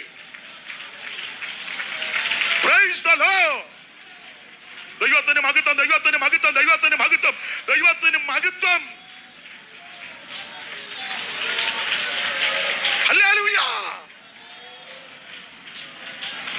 അതെ, ഞാൻ സമയത്തെ ഭയപ്പെടുന്നത് കൊണ്ട് അധികം വിസ്തരിക്കുന്നില്ല. ഉപദേശമായി ഇത് അഭിഷേകം പ്രാപിച്ചിരിക്കണം. സ്തോത്രം. നിന്ന് പോയെന്ന് പറയുന്നു, പഠിപ്പിക്കുന്നു, അതവിടെ നിൽക്കട്ടെ. നമ്മുടെ വിഷയം അതല്ല. നീ ഇത് അനുഭവിക്കുന്ന ആളല്ലേ. പണ്ട് തർക്കത്തിന് പോയപ്പോ ഒരാൾ പറഞ്ഞു, യേശു ക്രിസ്തു ദൈവം അല്ലെന്ന് തെളിയിക്കാൻ പോവാന്ന് ഒരാള്. അപ്പൊ ഞങ്ങളുടെ രചായൻ പറഞ്ഞു, ഇപ്പൊ അവൻ നിന്ന് തെളിയിച്ച ഉടനെ യേശു ദൈവം അല്ലാകാതിരിക്കുവോ? ഇവൻ രാവിലെ മുതൽ അർദ്ധരാത്രി വരെ യേശു ദൈവം അല്ലെന്നങ്ങ് തെളിയിക്ക. യേശു ദൈവം അല്ലേ? ഇവന്റെ തെളിവിന്റെ അടിസ്ഥാനത്തിലാണോ ദൈവം? എടാ, കണ്ട പൊട്ടനും ചട്ടനും വട്ടനും ഊളനുമല്ല യേശു ദൈവം അല്ലെന്ന് പറഞ്ഞാൽ യേശു ദൈവം ആകാതിരിക്കുമോ? സ്തോത്രം. ഈ ലോകം മുഴുവൻ യേശു ദൈവം അല്ലെന്ന് പറഞ്ഞാലും അവിടുന്ന് ദൈവം തന്നെ. ഗതിഭേദങ്ങളുടെ ആച്ഛാദനമൊന്നും ദൈവത്തിനില്ല. അവിടുന്ന് സർവജ്ഞനായ ദൈവമാ, അവിടുന്ന് സർവശക്തനായ ദൈവമാ, അവിടുന്ന് നിത്യനായ ദൈവമാ, അവിടുന്ന് ഏക സത്യ ദൈവമാ. ഇന്ന് രാത്രി അവിടുന്ന് മാത്രമാ ദൈവം. അതോ ദൈവവും നമ്മുടെ രക്ഷിതാവുമാകുന്ന യേശു ക്രിസ്തു. ഹല്ലേലൂയ. ഇത് ഉപദേശ സത്യമാ. ഇത് നമ്മുടെ ജനറൽ കൺവെൻഷൻ ആണല്ലോ. ജനറൽ കൺവെൻഷനാ, നമ്മുടെ സഭയുടെ കൺവെൻഷനാ. അപ്പൊ ഉപദേശം കൂടെ പറയുന്നത് നല്ലതാ. സ്തോത്രം, സ്തോത്രം. അഭിഷേകം പ്രാപിച്ചിരിക്കണം. കേട്ടിട്ടുണ്ട്. നിങ്ങൾ ചിലപ്പം അറിവുള്ളവരായിരിക്കും. പന്തലിന്റെ കാല് നാട്ടിയപ്പം സഭയുടെ പ്രധാന ആളിങ്ങനെ നോക്കി, ആ കാലെടുത്തോണ്ട് പോവുകയും കുഴിക്കുകയും നാട്ടുകയും ചെയ്തപ്പോൾ പുള്ളിക്ക് മനസ്സിലായി അഭിഷേകം പ്രാപിച്ച ആളല്ല ലക്ഷണം കണ്ടിട്ട്. പുള്ളി സ്റ്റേജിൽ ഇരുന്ന് കൈ അടിച്ച് ചിഞ്ഞ് വിളിച്ചെന്നാ പറഞ്ഞുള്ള അറിവാ. എവിടാ ബ്രദറിന്റെ വീട്? ഇന്നടുത്ത. പേരെന്തുവാ? രക്ഷിക്കപ്പെട്ടതാന്നോ? സ്നാനപ്പെട്ടതാന്നോ? അഭിഷേകം പ്രാപിച്ചോ? ഇല്ല. എന്നാ കാലും കോലും അവിടെ ഇട്ടേച്ച് ആ ചാപ്പലിലോട്ട് പോകാൻ പറഞ്ഞു. കാരണം അവിടെ ആൾക്കാരിരുന്ന് പ്രാർത്ഥിക്കുന്നുണ്ട്, കാത്തിരിപ്പ് യോഗം. അങ്ങോട്ട് പോയി അവിടെ ചെന്ന് പ്രാർത്ഥിക്കും, ദൈവം അഭിഷേകത്തിൽ നിറയ്ക്കും, എന്നിട്ട് വന്ന് കാല് താത്താ മതി എന്ന് പറഞ്ഞു. ഇപ്പൊ അഭിഷേകം കയറി കാലെടുത്ത് അടിക്കുന്നത് സെൻട്രൽ പാസ്റ്റൊക്കെ ഇട്ട് അതുപോലെ അഭിഷേകമായി. പിന്നെ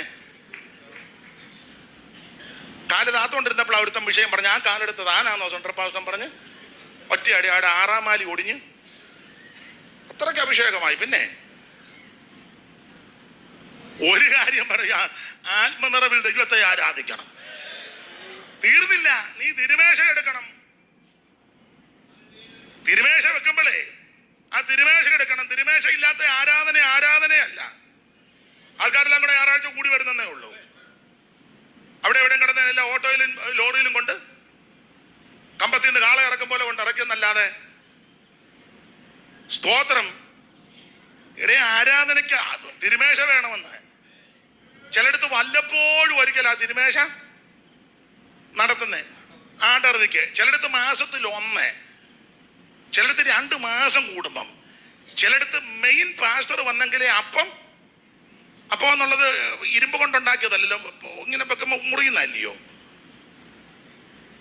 അതിന് പ്രാഗൽഭ്യവും ശുശ്രൂഷയ്ക്ക് തന്മയത്വവും പക്വതയുള്ള ദൈവദാസന്മാരുണ്ടെങ്കിൽ അത് എല്ലാ ആഴ്ചയിലും നടത്തണം. കുറഞ്ഞ പക്ഷം തിരുമേശയില്ലാത്ത ആരാധന നമ്മുടെ ഉപദേശമായത്. ഇതൊക്കെ തീർത്ത് പറയണ്ടേ? ഉപദേശം പറയണം. സ്തോത്രം.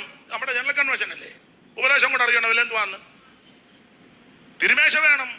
ആ തിരുമേശകൾ നീ ഭക്ഷിക്കണം. ഇത് അപ്പം തിന്നാതെയും പാനപാത്രം നിന്ന് പാനം ചെയ്യാതെ ജീവൻ കാണുകയല്ല. ഇതൊരു കൂട്ടായ്മയാ. അവിടുത്തെ കഷ്ട മരണ അടക്ക പുനരുത്ഥാനത്തോട് ഏകീഭവിച്ചതാ സ്നാനം. അവിടുത്തെ കഷ്ടാനുഭവങ്ങളുടെ കൂട്ടായ്മയും കൂടാ. അത് അനുഭവിച്ചിരിക്കണം. എന്നെ തിന്നുന്നവൻ എൻ മൂലം ജീവിക്കുവാൻ അനുഭവിക്കണം. അത് പ്രാഗൽഭ്യത്തോടെ എടുക്കണം. തിരുമേശയും നുറുക്കിക്കൊണ്ടിരുമ്പോ നിൽക്കുക ട്രാഫിക് പോലീസിനെ പോലെ.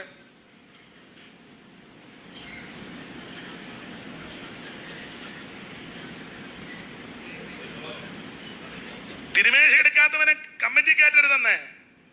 തിരുമേശ എടുക്കാത്തവരെ ഗാന ശുശ്രൂഷയ്ക്ക് കാണരുത്. ഇവരെല്ലാം പിന്നെ ദൈവകൃപയുള്ളവരാ. ഒരുത്തനെ തിരുമേശ എടുത്തോണ്ടപ്പോ അവൻ മുങ്ങി പാട്ട് പാടിക്കൊണ്ടിരുന്നവനാ. പാടില്ല. തിരുമേശയിൽ പങ്കുകാരാകണം. നമ്മുടെ ഉപദേശമായതെല്ലാം സ്തോത്രം. വേർപാട് പാലിക്കണം. ദൈവത്തിന് മകത്വം കൂട്ടായ്മ ആചരിക്കണം. പ്രാർത്ഥന കഴിക്കണം. ഓരോ ദിവസവും അവൻ മാനസാന്തരപ്പെടണം. ഞാനും നിങ്ങളുമല്ല. എന്തിന്? കർത്താവിന്റെ വരവിൽ എടുക്കപ്പെടാൻ. ഇത് കർക്കശ ഉപദേശം തീർത്ത് പറയണ്ടേ?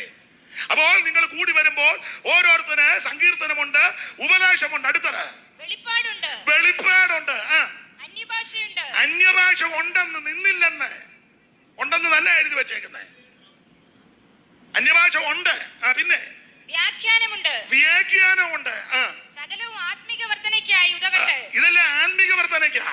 അപ്പോൾ ശ്രദ്ധിക്കുക, നിങ്ങൾ കൃപാവരങ്ങളെ പറ്റി അറിവില്ലാത്തവരായിരിക്കരുത്. ഇന്ന് രാത്രി ഒരു കാര്യം ഉറപ്പിച്ചും തെറിപ്പിച്ചും പറയാ, അന്യഭാഷ നിന്നിട്ടില്ല, വെളിപ്പാട് നിന്നിട്ടില്ല. ഭൂതങ്ങൾ ഇപ്പോഴും പ്രാർത്ഥിക്കുമ്പോൾ വിട്ടുപോകും. രോഗികൾ പ്രാർത്ഥിച്ചാൽ സൗഖ്യമാകും. രോഗികൾക്ക് വേണ്ടി പ്രാർത്ഥിച്ചാൽ സൗഖ്യമാകും. ഇന്ന് രാത്രി ഓർപ്പിക്കരുത്, നിന്നിട്ടില്ല. നീ വിശ്വസിച്ച് പ്രാർത്ഥിച്ചാൽ യേശു നിന്നെ സൗഖ്യമാക്കും. ദൈവദാസന്മാർ വിശ്വാസത്തോടെ കൃപാവര പ്രാർത്ഥന്മാർ ദൈവകൃപയിൽ രോഗികളുടെ മേൽ കൈവച്ചാൽ അവർക്ക് സൗഖ്യം വരും. വിശ്വസിക്കുന്നവരാൽ ഈ അടയാളങ്ങൾ നടക്കും. എന്റെ നാമത്തിൽ ഭൂതങ്ങളെ പുറത്താക്കും. രോഗികളുടെ മേൽ കൈവച്ചാൽ സൗഖ്യം വരും.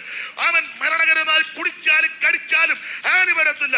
ഇന്ന് രാത്രി കൃപാവരങ്ങളെ പറ്റി അറിവില്ലാതിരിക്കരുത്. ദൈവമക്കളെ അറിഞ്ഞിരിക്കണം. Praise the Lord. ഞാൻ സമയത്തെ ഭയപ്പെടുന്നത് കൊണ്ട് അധികം വിസ്തരിക്കുന്നില്ല. എനിക്ക് തന്ന സമയം ഉണ്ടല്ലോ, അപ്പം അത് മാനിക്കണമല്ലോ. കൃത്യസമയത്ത് നിർത്തും. സ്തോത്രം. കൃപാവരങ്ങളെ പറ്റി അറിവില്ലാത്തവരായിട്ടിരിക്കരുത്. ഈ കൃപാവരം ഉള്ളത് നല്ലതാ, അതിലേറ്റവും നല്ല വരം. കൃപാവരങ്ങൾ എല്ലാവരും പ്രാപിക്കണം, അറിവില്ലാതിരിക്കരുത്. ഇത് വിശേഷമായിട്ടൊരു വരം. ഇതെല്ലാം പ്രയോഗിക്കാനുള്ള വിവരവും കൂടെ വേണം.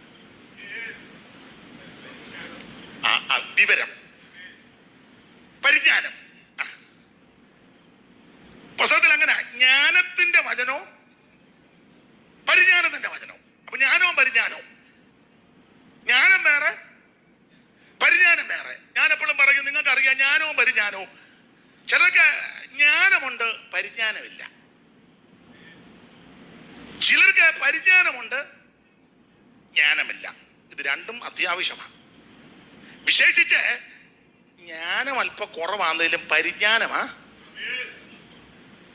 അത്യാവശ്യം. പരിജ്ഞാനം വേണം. പരിജ്ഞാനമില്ലാകിയാൽ പരിജ്ഞാനം വേണം. ജ്ഞാനവും പരിജ്ഞാനവും. ചിലക്ക് ജ്ഞാനമാ, നല്ല അറിവാ, വിഷയങ്ങളെ പറ്റി അഗാധ ജ്ഞാനമാ, നല്ല അറിവാ, പക്ഷെ അത് പ്രയോഗിക്കേണ്ട വിധം അറിയത്തില്ല.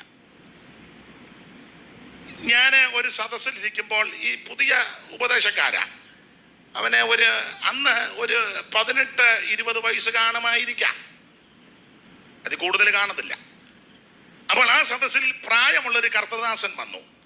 അത് വേറെ ആരുമല്ല, നമ്മുടെ ചങ്ങനാശ്ശേരിയിലെ LIC അനിയച്ചായൻ. അടുത്ത കാലത്താണ് മരിച്ചു പോയത്.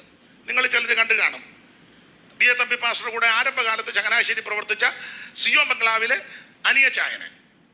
അദ്ദേഹത്തിന് അന്ന് 10-80 വയസ്സുണ്ട്.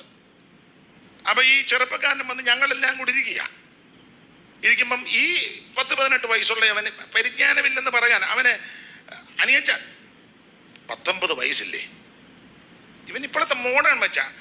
ആട്ടെ, ബ്രദറിന്റെ വീട് എവിടാ? ഇവനൊരു പരിജ്ഞാനോ. ഈ 50 വയസ്സുള്ള ആ പ്രിയ പിതാവിനെ ഈ 17-18 വയസ്സുള്ളവൻ ചോദിക്കാം, ആട്ടെ ബ്രദറിന്റെ വീട് എവിടാ? അത് വിളിച്ചത് തെറ്റാന്നല്ല, വേറെ പുസ്തകത്തിന്റെ ഭാഷാ ശൈലിയിൽ വലിയ കുഴപ്പോ ഇല്ല, എന്നാലും അങ്ങനെ അല്ലല്ലോ. അതാ പരിജ്ഞാനമില്ല. നമ്മുടെ നാട്ടു നടപ്പും ഇവിടുത്തെ രീതികളൊക്കെ അനുസരിച്ചൊക്കെ അച്ചായന്റെ വീട് എവിടാ, അല്ലെങ്കിൽ അപ്പച്ചനെ എവിടെന്നാ വരുന്നേ, അതല്ലേ എന്റെ മര്യാദ. പരിജ്ഞാനമില്ല, ഇല്ല. വേണേ ഒരു കാര്യവും കൂടെ പറയാം, നിങ്ങൾക്ക് ഇഷ്ടപ്പെടുകയല്ല, എന്നാലും പറയാം. അത് ഞങ്ങൾ ഉപദേശമാരും ഞാനും പ്രതിയാ, ഞങ്ങൾ മിക്കവരും പ്രതിയാ. എല്ലാവരുമല്ല, ചിലരിതിൽ ഒഴിവുള്ളവരാ. സഭയിലെ കാശും കനവും നിറവും നിലവാരവും പിടിപ്പും പത്രാസുമുള്ള അമ്മച്ചി ഉണ്ടെങ്കിൽ നമ്മളെല്ലാരും വലിയ വീട്ടിലെ മറിയാമ്മ കൊച്ചമ്മ, അതിനൊക്കെ ആക്കം കൂട്ടിയേ പറയുള്ളൂ, മറിയാമ്മ കൊച്ചമ്മ, കുഴപ്പമില്ല, അങ്ങനെ തന്നെ വിളിച്ചോ.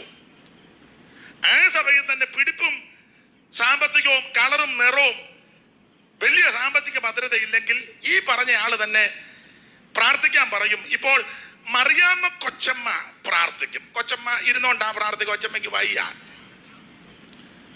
ഈ പാസ്റ്റർ തന്നെ രണ്ടാമത് പറയുന്നതാ. അതിനുശേഷം നമ്മുടെ കുംഭമലയിലെ തങ്ക സഹോദരി പ്രാർത്ഥിച്ചാട്ട്. തങ്കയ്ക്ക് 90 വയസ്സുണ്ട്.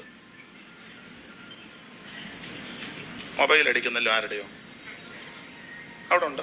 അതാ.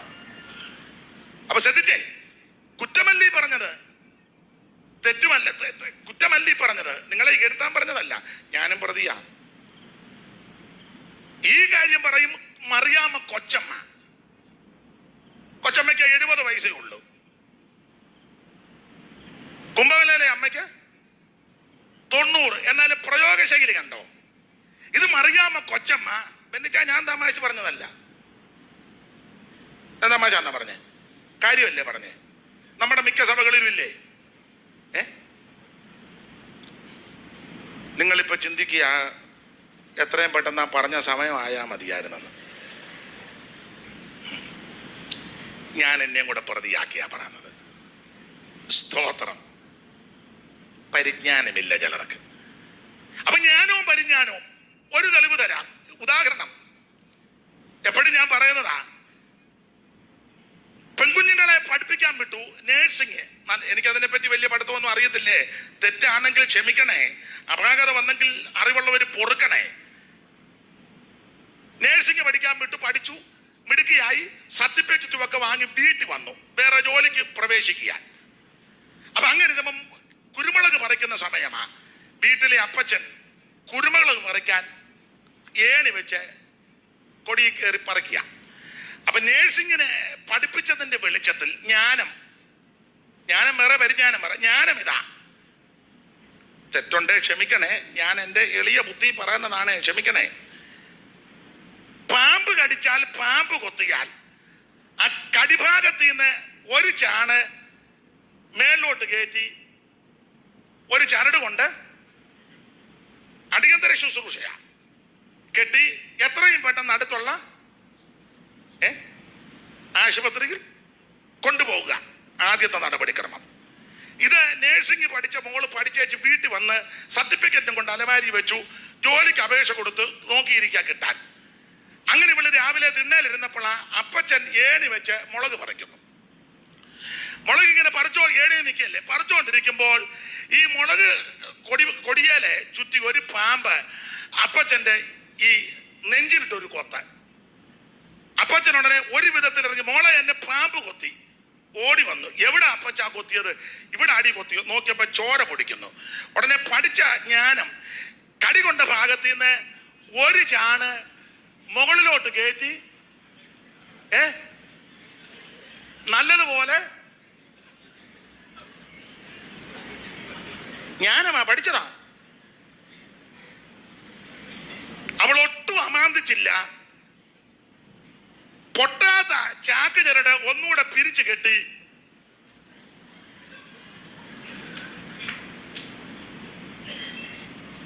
അപ്പച്ചനെ ആശുപത്രി കൊണ്ടുപോകണ്ട. ഇതായി ജ്ഞാനവും പരിജ്ഞാനവും തമ്മിലുള്ള വ്യത്യാസം. മനസ്സിലായി കാണും. ചിലർക്ക് കൃപാവരം എല്ലാം ഉണ്ട്, പക്ഷെ പരിജ്ഞാനം ഇല്ല.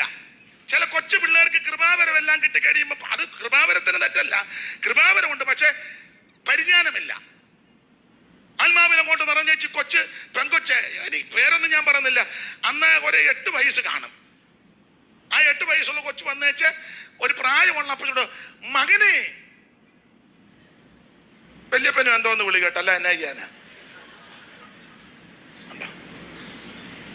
കുഞ്ഞിന് കൃപാവരമില്ലെന്നല്ല, ദൈവാത്മാവ് അല്ലെന്നും അല്ല വാദം, പക്ഷെ പരിജ്ഞാനമില്ല. ആ കുഞ്ഞിന് പറഞ്ഞു കൊടുക്കുക, അല്ലെങ്കിൽ മനസ്സിലാക്കി കൊടുക്കണമല്ലാത്തൊരു സഹോദരിമാരും ആയിക്കോട്ടെ. ആയിരിക്കുന്ന പിതാവിനോട് ഒരാലോചന, ആയിരിക്കുന്ന അപ്പച്ചനോട് ദൈവത്തിന്റെ പരിശുദ്ധാത്മാവ്, അതാ പരിജ്ഞാനം. 12 വയസ്സുള്ള കൊച്ച് 90 വയസ്സുള്ള കളവന്റെ തല ചെന്ന്, മകനെ, അപ്പൻ്റെ നീ കേട്ടുക, മകൻ തന്നെ ദൈവത്തിന്റെ മകനാ. അപ്പൊ ജ്ഞാനം വേറെ, പരിജ്ഞാനം വേറെ. അത് വിവരിക്കുന്നില്ല. ദൈവമക്കൾ കൃപാവരങ്ങളെ പറ്റി അറിവില്ലാതിരിക്കരുത്.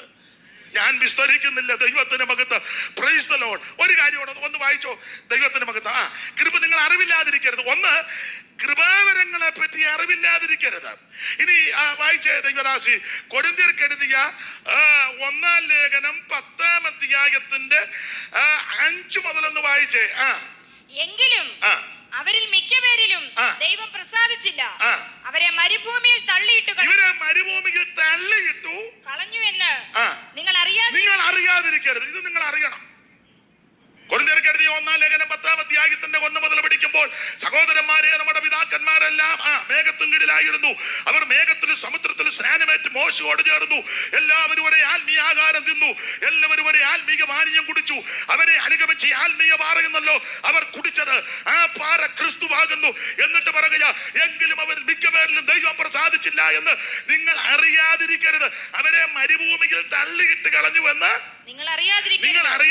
6-ാമത്തെ വാക്യത്തിൽ പറയുന്നത് വായിച്ചേ, ഇത് നമുക്ക് ദൃഷ്ടാന്തമായി തന്നിരിക്കുന്നു.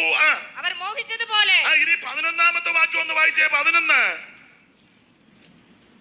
നിങ്ങൾ പിറുപിറുക്കുകയും അരുത്. 11 ദൃഷ്ടാന്തമായിട്ട് അവർക്ക് സംഭവിച്ചു. ഇത് ദൃഷ്ടാന്തമായിട്ട് അവർക്ക് സംഭവിച്ചു. ലോകാവസാനം വന്നെത്തിരിക്കുന്ന നമുക്ക് ഇത് ബുദ്ധിയുപദേശത്തിനായി. നിങ്ങൾ ഇത് അറിയാതിരിക്കരുത്. ഒന്ന്, കൃപാവരങ്ങളെ പറ്റി അറിവില്ലാതിരിക്കരുത്. കൃപാവരം നിന്നിട്ടില്ല, കൃപാവരം ചോർന്നിട്ടില്ല. കൃപാവരം ഇന്നുകൊണ്ട് ആഗ്രഹിക്കുന്നവരെ ദൈവം അതിൽ നിറയ്ക്കും. ഒന്നുകൂടെ തെളിച്ചു പറയാ, വിവേചനം നിന്നിട്ടില്ല, അന്യഭാഷ നിന്നിട്ടില്ല. അവൻ ഭൂതങ്ങളുടെ മേൽ അധികാരം അതിപ്പോഴും ചെയ്യുന്നവരുണ്ട്, ശുശ്രൂഷ ചെയ്യുന്നവരുണ്ട്. പ്രാർത്ഥിക്കുമ്പോൾ രോഗികൾ ഇപ്പോൾ സൗഖ്യമാകും, ബന്ധനങ്ങൾ അഴിയും, ഭൂതങ്ങൾ വിട്ടുമാറും, രോഗികൾ സൗഖ്യമാകും, അന്യഭാഷയിൽ ദൈവത്തെ ആരാധിക്കും. ഇന്നും നിന്നിട്ടില്ല. നിങ്ങൾ ഇത് അറിയാതിരിക്കരുത്. രണ്ടാം പൗലോസ് കൊരിന്ത്യർ ലേഖനത്തിൽ പറയുക, അവരെ മരുഭൂമിയിൽ തള്ളിയിട്ട് കളഞ്ഞു എന്നുള്ള കാര്യം നിങ്ങൾ അറിയാതിരിക്കരുത്. ആരാ? ഇസ്രായേൽ മക്കളാ. എന്താ ഇവരുടെ വിശേഷത? ഇവര് മിസ്രയീം പുറപ്പെട്ടു വന്നവരാ എന്ന് പറഞ്ഞാൽ ഇവർ രക്ഷിക്കപ്പെട്ടവരാണെന്ന്. ആബീമ മാസം 14-ാം തീയതി സന്ധ്യാസമയത്ത് 1 വയസ്സ് പ്രായമുള്ളത് ഊനമില്ലാത്തതുമാണുമായ ഒരു കുഞ്ഞാടിനെ അറുത്ത് ഇവര് ചോരത്തളി ആചരിച്ചു. കട്ടളക്കാർ രണ്ടിലും കുറുമടി മേൽ പുരട്ടി എന്ന് പറഞ്ഞാൽ ഇവർ രക്ഷിക്കപ്പെട്ട ദൈവമക്കളാ. ഇവരെല്ലാം രക്ഷിക്കപ്പെട്ടു. 2, രക്ഷിക്കപ്പെട്ടവര് മിസ്രയീമിൽ നിന്നില്ല, അവര് മിസ്രയീം വിട്ടു. വിട്ട് ചെങ്കടൽ കടന്നു. അത് സ്നാനം. രക്ഷിക്കപ്പെട്ട എല്ലാവരും സ്നാനപ്പെടണം. അത് വെള്ളത്തിൽ മുങ്ങി സ്നാനപ്പെടണം. യേശു മാതൃക കാണിച്ചു തന്നു. ഇങ്ങനെ സ്നാനമെന്ന്. തളിക്കാൻ വ്യവസ്ഥയില്ല, കൊടയാൻ വ്യവസ്ഥയില്ല, മെഴുക്കിയെടുക്കാൻ വ്യവസ്ഥയില്ല, കൊച്ചുങ്ങളെ പിടിച്ചു മുക്കാൻ വ്യവസ്ഥയില്ല. ഒറ്റ വ്യവസ്ഥയുള്ളൂ, വിശ്വസിക്കുന്നവരെ. അത് പിതാവിന്റെയും പുത്രന്റെയും പരിശുദ്ധാത്മാവിന്റെ നാമത്തിൽ. സ്തോത്രം. അവരെ സ്നാനപ്പെടുത്തി. ഇവര് സ്നാനപ്പെട്ട് മറുകര കയറി. ആ മറുകര കയറിയവരെ പറ്റി കൊരിന്ത്യർ ലേഖനത്തിൽ പറയുക, ഇവരെ മരുഭൂമിയിൽ തെള്ളിയിട്ടു. ഈ കാര്യം നിങ്ങൾ അറിയാതിരിക്കരുത്. ഇവരെ മരുഭൂമിയിൽ തെള്ളിയിടാൻ ഒത്തിരി കാര്യമുണ്ട്. അതെല്ലാം കൂടെ പറഞ്ഞാൽ ഇന്നും നാളെ പോയി പറ്റുണ്ടാക്കുകയില്ല. ഇന്ന് വേണേ 1-2 കാര്യം സൂചിപ്പിക്കാം. പിന്നീട് കാര്യം അവസരം കിട്ടുകയാണെങ്കിൽ ബാക്കി കാര്യം ഓർപ്പിക്കാം. അപ്പം ഞാനത് പഠിച്ചപ്പം 35 കൂട്ടം കാര്യമുണ്ട് തെള്ളിയിടാൻ. ഇപ്പൊ നിങ്ങൾക്കൊരു ചിന്ത, നേരം പോയ നേരത്തെ ഇയാൾ 35 പറയാൻ നിൽക്കുകയാണോ എന്ന്. ഫോട്ടോ ഇരിപ്പം കണ്ടിട്ട് 5 പോലും പറയാൻ താല്പര്യമില്ല. ഇവരെ തെള്ളിയിട്ടു. തെള്ളിയിടാനുള്ളതിന്റെ പല കാര്യമുണ്ട്. അതിൽ ഒരു കാര്യം പറയാം. 106-ാം സങ്കീർത്തനം 23 വായിച്ച ദൈവദാസി, ഇവരെ മരുഭൂമിയിൽ തെള്ളിയിട്ട് രക്ഷിക്കപ്പെട്ട് സ്നാനപ്പെട്ട് മോശയോട് ചേർന്ന് മരുഭൂമിയിൽ പ്രയാണം ചെയ്ത് ഇവരെ തെള്ളിയിടാൻ പല കാര്യമുണ്ട്. അതിലൊരു കാര്യം 106-ന്റെ 23. മനുഷ്യൻ തന്റെ പണിക്ക് പുറപ്പെടുന്നു. മനുഷ്യൻ തന്റെ പണിക്ക് പുറപ്പെടുന്നു. ഏതാ വായിക്കുന്നത്? 106-23 ഏതാ വായിച്ചേ? ആകയാൽ അവരെ നശിപ്പിക്കുമെന്ന് അവൻ അരുളി ചെയ്തു. 106-23 വായിച്ചേ. ആകയാൽ അവരെ നശിപ്പിക്കുമെന്ന് അവൻ അരുളി ചെയ്തു. അവന്റെ വൃതനായ മോശ കോപത്തെ ശമിപ്പിപ്പാൻ അവന്റെ സന്നിധിയിൽ പിളർപ്പിൽ നിന്നില്ലെങ്കിൽ അവൻ അവരെ നശിപ്പിച്ചു കളയുമായിരുന്നു. ഇവരെ നശിപ്പിക്കും, മരുഭൂമിയിൽ തള്ളിയിടും. അവർ മനോഹര ദേശത്തെ നിരസിച്ചു. അതെത്ര വാക്യമാ? 24 വായിച്ചേ. അവൻ മനോഹര ദേശത്തെ നിരസിച്ചു. അപ്പൊ ശ്രദ്ധിക്കുക, ഇവരെ തെള്ളിയിടാനുള്ള ഒരു കാരണം ഇവർ മനോഹര ദേശത്തെ നിരസിച്ചു എന്ന് പറഞ്ഞാൽ കനാനിലേക്ക് ഇവരെ കൊണ്ടുപോകുക. ആ കനാൻ നാടിനെ ഇവർ നിരസിച്ചു. ഏറ്റവും സുന്ദര സുരബലമായ മെച്ചമായ സ്ഥലമാ കനാൻ. അത് ഇവർ നിരസിച്ചു. നിരസിച്ചത് സംഖ്യാപുസ്തകം 32 എടുക്കണം. കനാൻ ദേശത്തോട്ട് പോകുന്നവര് യോർദാന്റെ ഇക്കരെ വന്ന് പറഞ്ഞ് ഞങ്ങൾ അക്കരയ്ക്ക് വരുന്നില്ലെന്ന്. മോശ പറഞ്ഞ് നമ്മളെല്ലാം കൂടെ അക്കരയ്ക്ക് പോകാനാന്നല്ലോ അവിടുന്ന് ഇറങ്ങിയത്. ഇറങ്ങിയത് അങ്ങനെയൊക്കെയാ. പിന്നെ ഇപ്പം ഞങ്ങൾ അക്കരയ്ക്ക് വരുന്നില്ല അച്ഛാ, കൃപയുണ്ടേ ഞങ്ങളെ കൊണ്ടുപോകരുതെന്ന്. കൃപ പോയത് കൊണ്ടല്ലേ ഇത് പറഞ്ഞത്. കൃപയുണ്ടേ ഞങ്ങൾ അക്കരയ്ക്ക്. എന്നെ കാര്യം മറ്റൊന്നുമല്ല. ഇപ്പൊ ഞങ്ങൾക്ക് ആടുമാടുകളൊക്കെ ഇഷ്ടം പോലെയായി. അതിന്റെ കുഞ്ഞുങ്ങളും പേറും പറപ്പും എല്ലാം ഇഷ്ടം പോലെ ആയി. പണ്ട് ഞങ്ങൾ അവിടുന്ന് പോന്നപ്പം ഒരു പെണ്ണാടും ഒരു കുഞ്ഞാടും ഒരു മുട്ടാടും, പിന്നെ ഒരു തൊട്ടി, ഒരു കൊട്ട, ഒരു വട്ടി, ഒരു ചട്ടി, ഒരു പട്ടി, ഒരു പെട്ടി, പിന്നെ അത് തട്ടി, അടുത്ത് തന്നെ മുട്ടി, പിന്നെ അത് പൊട്ടി. ഇറങ്ങിയപ്പോളേ പെട്ടികൾ മേച്ചക്കൽ കട്ടിൽ ശിശു തൊട്ടിൽ അരികിടും പുട്ടിൽ. അന്നിറങ്ങിയപ്പം പെട്ടികൾ മേച്ചക്കൽ കട്ടിൽ ശിശു തൊട്ടിൽ അരികിടും പുട്ടിൽ. അട്ടിശാഖ യാഗടത്തിന്മേലും തട്ടിലൊട്ടുലൊട്ടുക്കുകൾ കൂട്ടി ചട്ടി മരം കല്ലം കോട്ട നല്ല ചട്ടുറ്റകൾ കോട്ട ചട്ടി മരം കല്ലം കോട്ട നല്ല ചട്ടുകൾ പെട്ടികൾ മേജകൾ കാട്ടിൽ ചിച്ചുതൊട്ടിൽ അരി കിട്ടും കൂട്ടിൽ പെട്ടികൾ മേജകൾ കാട്ടിൽ ചിച്ചുതൊട്ടിൽ അരി കിട്ടും കൂട്ടിൽ പാടാൻ നേരമില്ല, അങ്ങ് അടങ്ങുക ഞാൻ. അപ്പൊ ശ്രദ്ധിക്കുക, അന്ന് ഇറങ്ങിയപ്പോ ഒരു ചട്ടി, ഒരു കുട്ടി, ഒരു പട്ടി, ഒരു പട്ടിയും, ഒരു കുട്ടി, ഒരു മുട്ടാടും, ഒരു വെണ്ണാടും. ഇപ്പം വർഷങ്ങൾ കഴിഞ്ഞപ്പം ആടുമാടുകളൊക്കെ ഇഷ്ടം പോലെ. അപ്പൊ ഇവര് പറയാ ഞങ്ങൾ അങ്ങ് വരുന്നില്ലെന്ന്.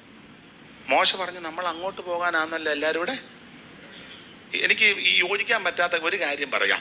നമ്മൾ ഞായറാഴ്ച ഇങ്ങോട്ട് പോരുമ്പം അയലത്തുകാർ ചോദിക്കും, അല്ലെ ബസ് സ്റ്റോപ്പിൽ നിൽക്കുന്നവർ ചോദിക്കും, ഇല്ലേ വഴി പരിചയമുള്ളവരേക്കും, എവിടെ പോകുന്നു സാറാമ്മേ? ആരാധനയ്ക്ക് പോവുക.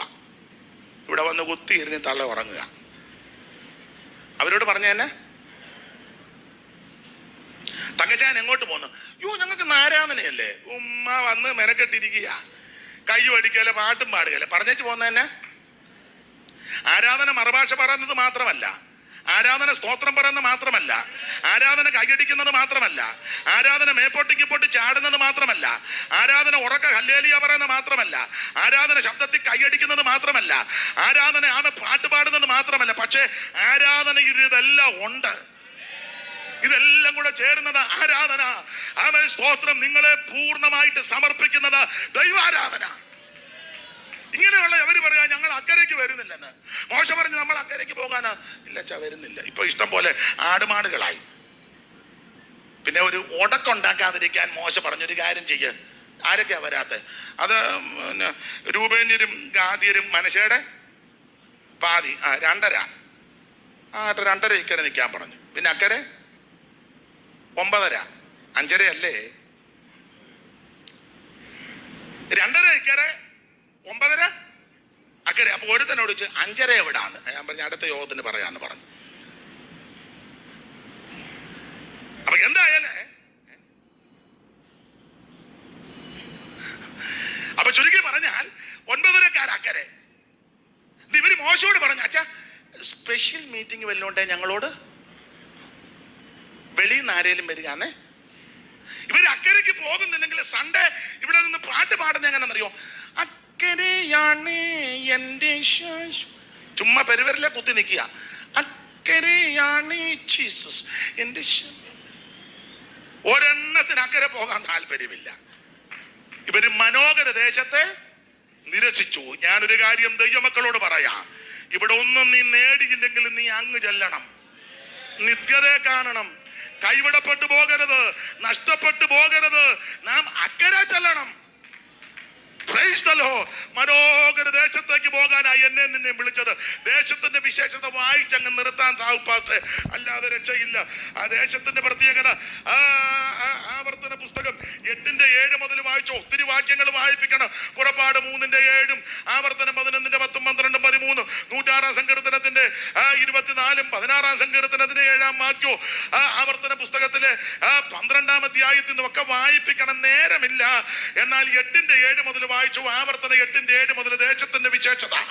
നിന്റെ ദൈവമായ യഹോവ നല്ലൊരു ദേശത്തേക്ക്, അല്ലയോ ഇസ്രായേലേ, നിന്റെ ദൈവമായ യഹോവ നല്ലൊരു ദേശത്തേക്കല്ലോ നിന്നെ കൊണ്ടുപോകുന്നത്. അത് താഴ്വരയിൽ നിന്നും. ആദ്യ ദൈവദാസി സമയം പോയത് കൊണ്ട് ഞാൻ അങ്ങ് പറയാം, അപ്പൊ അത്രയും കൂടെ സമയം ലാഭിക്കാം. അല്ലയോ ഇസ്രായേലേ, നിന്റെ ദൈവമായ യഹോവ നിന്നെ നല്ലൊരു ദേശത്തേക്കല്ലോ കൊണ്ടുപോകുന്നത്. അത് താഴ്വരയിൽ നിന്നും മലയിൽ നിന്നും പുറപ്പെടുന്ന നീരൊഴുക്കുകളും ഉറവകളും തടാകങ്ങളുമുള്ള ദേശം, ഗോതമ്പ് യവവും മുന്തിരിയും അത്തിയും മേദളമുള്ള ദേശം, ഒലിവ് വൃക്ഷവും തേനുമുള്ള ദേശം, സുഭിക്ഷമായിട്ട് ഉപജീവനം കഴിക്കാവുന്നതും ഒന്നിനും കുറവില്ലാത്തതുമായ ദേശം. പിന്നെ കല്ല് ഇരുമ്പായിരിക്കുന്നതും മലയിൽ നിന്ന് താമ്രം വെട്ടിയെടുക്കുന്നതുമായ ദേശം നീ ഭക്ഷിച്ച് തൃപ്തി പ്രാപിക്കുമ്പോൾ നിന്റെ ദൈവമായ യഹോവ നിനക്ക് തന്നിരിക്കുന്ന നല്ല ദേശത്തെ കുറിച്ച് നീ അവന് സ്തോത്രം ചെയ്യ. ഇന്ന് രാത്രി കയ്യും കെട്ടി വായും പൂട്ടി ആളുകളെ ചിരിക്കാറ്. ഇന്ന് രാത്രി നീ സ്തോത്രം ചെയ്യ. ഗോതമ്പുണ്ട്, യവമുണ്ട്, മുന്തിരിയുണ്ട്, അത്തിയുണ്ട്, മേദളമുണ്ട്, ഒലിവുണ്ട്. ഇന്ന് രാത്രി ദൈവത്തിന്റെ പൈതലെ നല്ല ദേശത്തേക്കാണ് നിന്നെ കൊണ്ടുവന്നിരിക്കുന്നത്. ഗോതമ്പെന്ന് പറഞ്ഞാൽ ഇത് അവന് മൃഷ്ടാന്ന ഭോജനമാ. മുന്തിരി നിനക്ക് ചൈതന്യം ഉണ്ടാക്കി തരും. അവൻ സ്തോത്രം. അത്തി രോഗശാന്തി തരുന്നതാ. ഇന്ന് രാത്രി നിന്നെ സൗഖ്യമാക്കുവാൻ, വിടുവിക്കുവാൻ നല്ലൊരു ദേശത്തേക്ക് നിന്നെ കൊണ്ടുവന്നു. ഈ കൃപയിൽ വന്നതാ നിന്റെ ഭാഗ്യം. യേശുവിനെ അറിഞ്ഞതാ നിന്റെ ഭാഗ്യം. ഇന്ന് രാത്രി ദൈവത്തിന് മഹത്വം കൊടുക്ക.